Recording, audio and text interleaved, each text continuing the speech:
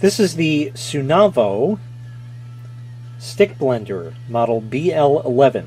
It's a 200 watt hand blender or stick blender or whatever you want to call it. Let's take it out of the box.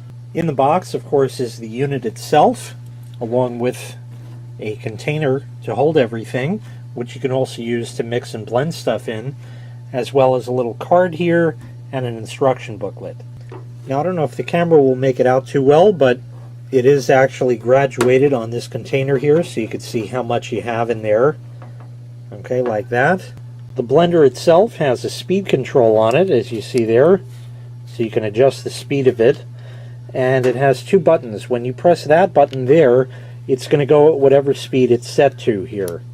Okay, but if you have it on low speed and you just need maybe an extra boost of power, if you will, if you press this button here, then it's going to jump all the way as if you would turn that all the way to max. So you could be on like a medium or a low setting like that, and press that and be blending and just need a little bit more, and it'll just jump to high speed for as long as you press that. The business end of this is made of 304 stainless steel. You can see the blade in there, and it has openings for air pockets to allow for proper blending. Don't let the 200 watts fool you.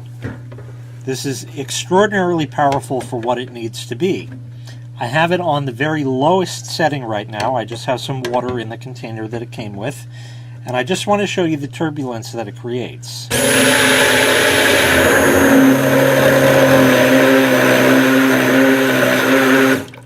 That's on the lowest speed. We'll go up to maybe a medium setting here.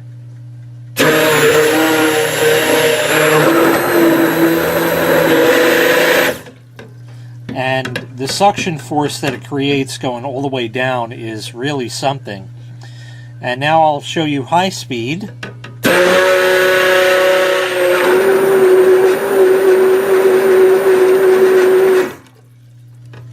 And of course, like I said, you can go from a low